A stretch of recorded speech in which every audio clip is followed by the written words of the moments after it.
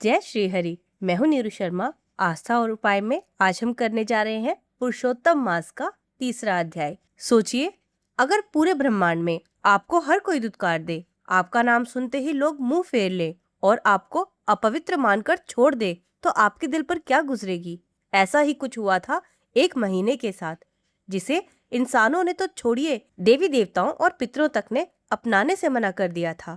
वो महीना रोता रहा, तड़पता रहा और आखिरकार हार मानकर उसने एक ऐसा कदम उठाया जिसने पूरे ब्रह्मांड को हिलाकर रख दिया। लेकिन कहते हैं ना, जहाँ दुनिया के सारे रास्ते बंद हो जाते हैं, वहां से मेरे सच्चिदानंद रूप करुणा के सागर भगवान कृष्ण की कृपा का मार्ग शुरू हो जाता है। वही श्री कृष्ण जो अनाथों के नाथ है, जो पतित पावन है, जिनके बारे में कहा गया है उनकी कृपा हो जाए तो गूंगा भी बोलने लगता है और अपाहिज भी पर्वत लांघ जाता है, जिनकी एक मंद मुस्कान ब्रह्मांड के बड़े से बड़े पाप और दुख को पल भर में भस्म कर देती है। आज आप जानेंगे कि कैसे करुणा के इन साक्षात सागर ने उस रोते हुए, दुत्कारे हुए महीने की उंगली थामी। पुरुषोत्तम मास महात्म्य के तीसरे अध्याय में आज हम प्रवेश कर रहे हैं, जिसका नाम है मल मास का बैकुंठ में जाना।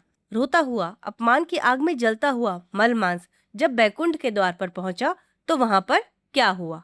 सूत जी के श्री मुख से पावन कथा सुनते हुए ऋषि बोले, हे महाभाग, नर के मित्र नारायण नारद के प्रति जो शुभ वचन बोले वह आप विस्तार पूर्वक हमसे कहें। सूत जी बोले, हे द्विज, नारायण ने नारद के प्रति जो सुंदर वचन कहे वह जैसे मैंने सुने हैं वैसे मैं कहता हूँ, आप लोग सुनो। नारायण बोले, हे नारद, पहले महात्मा श्री कृष्णचंद्र ने राजा युधिष्ठिर से जो कहा था वो मैं कहता हूँ, तुम सुनो। एक समय धार्मिक राजा अजाशत्रु युधिष्ठिर छल प्रिय धृतराष्ट्र के दुष्ट पुत्रों द्वारा दूध क्रीड़ा में जुए में हार गए। सबके देखते देखते अग्नि से उत्पन्न हुई धर्मपरायण द्रौपदी के बालों को पकड़कर दुष्ट दुशासन ने खींचा और खींचने के बाद उसके वस्त्र उतारने लगा। तब भगवान श्री कृष्ण ने उसकी रक्षा की। पीछे पांडव राज्य को त्याग कर काम्य वन में चले गए। वहाँ अत्यंत दुख से युक्त वे वन के फलों को खाकर जीवन बिताने लगे। जैसे जंगली हाथियों के शरीर में बाल रहते हैं, इसी प्रकार पांडवों के शरीर में बाल हो गए। इस प्रकार दुखित पांडवों को देखने के लिए भगवान देवकी सुत श्री कृष्ण मुनियों के साथ काम्य वन में गए। उन भगवान को देखकर मृत शरीर में प्राण आ जाने की तरह युधिष्ठिर, भीमसेन, अर्जुन आदि प्रेम विहल होकर सहसा उठ खड़े हुए और बड़ी प्रीति से श्री कृष्ण से मिले। भगवान श्री कृष्ण के चरण कमलों में भक्ति से नमस्कार करने लगे। इसके बाद द्रौपदी धीरे धीरे आई और आलस्य रहित होकर भगवान को शीश झुकाकर नमस्कार करने लगी।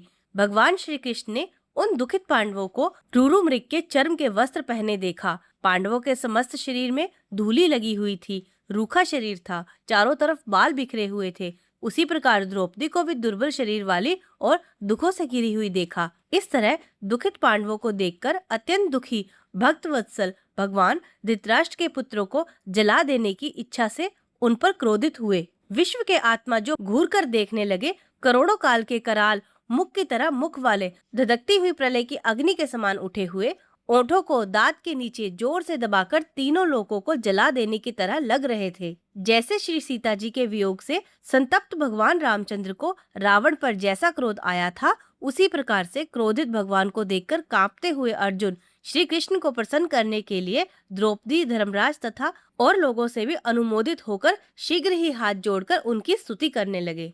अर्जुन बोले, हे कृष्ण, हे जगन्नाथ, हे जगत के नाथ, हे नाथ, मैं जगत के बाहर नहीं हूँ, आप ही जगत की रक्षा करने वाले हैं। हे प्रभु, क्या मेरी रक्षा आप ना करेंगे? जिनके नेत्रों के देखने से ही ब्रह्मा का पतन हो जाता है, उनके क्रोध करने से क्या नहीं हो सकता?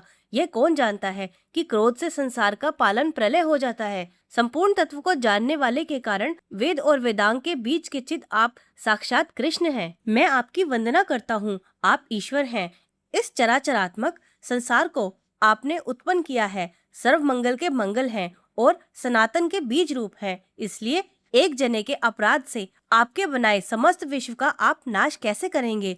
कौन भला ऐसा होगा जो मच्छरों को जलाने के लिए अपने घर को जला देता हो, दूसरों की वीरता का मर्दन करने वाले अर्जुन ने भगवान से इस प्रकार निवेदन कर प्रणाम किया। इसके बाद सूत जी ने कहा, अर्जुन की ये बातें सुनकर श्री कृष्ण जी ने अपने क्रोध को शांत किया और स्वयं भी चंद्रमा की तरह शांत हो गए।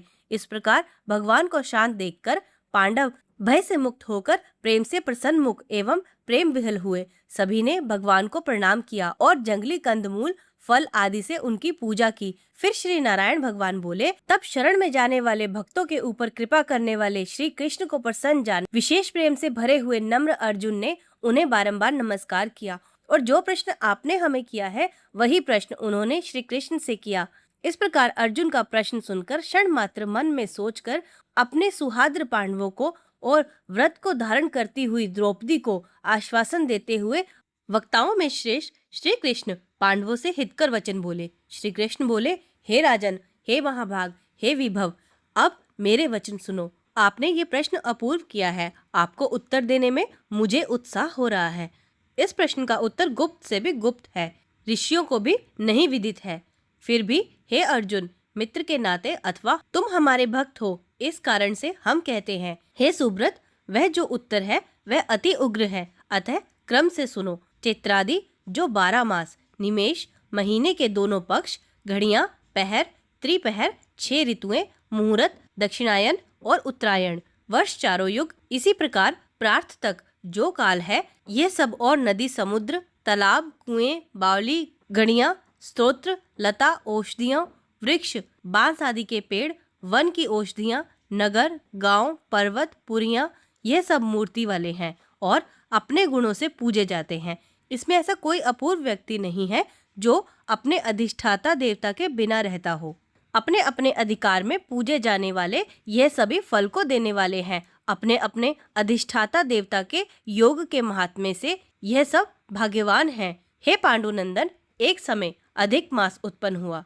उस उत्पन्न हुए असहाय निंदित मास को सब लोग बोले कि यह मल मास सूर्य की संक्रांति से रहित है, अतः पूजने योग्य नहीं है। यह मल मास मल रूप होने से छूने योग्य नहीं है और न शुभ कार्यों में अग्रणी है। इस प्रकार के वचनों को लोगों के मुख से सुनकर यह मलमास निरुद्योग, प्रभास रहित, दुख से घिरा हुआ, अति खिन्न मन, चिंता से ग्रस्त मन होकर व्यथित हृदय से मरणासन की तरह हो गया। फिर यह धैर्य धारण कर मेरी शरण में आया। हे नर, वैकुंठ भवन में जहाँ मैं रहता था वहाँ पहुँचा। मेरे पास में आकर मुझे पुराण परम पुरुषोत्तम को इसी ने देखा। उस समय अमूल्य रत्नों से जड़ित स्वर्ण सिंहासन पर बैठे मुझको देखकर यह भूमि पर साष्टांग दंडवत कर हाथ जोड़कर नेत्रों में बारंबार आंसुओं की धारा बहाता हुआ धैर्य धारण कर गदगद वाणी से बोला। इतना कहकर सूत जी बोले। इतनी कथा कहकर भगवान नारायण चुप हो गए। इस प्रकार नारायण के मुख से कथा सुन भक्तों के ऊपर दया करने वाले नारद मुनि पुनः भगवान नारायण को बोले। नारद जी बोले, हे प्रभु, इस प्रकार अपनी पूर्ण कला से विराजमान भगवान विष्णु के निर्मल भवन में जाकर भक्ति द्वारा मिलने वाले, जगत के पापों को दूर करने वाले, योगियों को शीघ्र ना मिलने वाले, जगत को अभय दान प्रदान करने वाले ब्रह्म रूप मुकुंद जहाँ रहते थे उनके चरण कमलों की शरण में आया हुआ अधिक मास इसके बाद क्या बोला। इति तीसरा अध्याय समाप्त। अब आगे की कथा हम चौथे अध्याय में करेंगे। अगर आपको ये कथा अच्छी लगी हो तो इस वीडियो को एक लाइक ज़रूर कर दें। चैनल पे नए हैं तो चैनल को सब्सक्राइब ज़रूर कर लें और ज़्यादा से ज़्यादा शेयर करें ताकि मुझे आपका सपोर्ट मिले। मिलती हूँ आपसे कल सुबह ठीक 5 बजे। तब तक के लिए जय श्री हरि।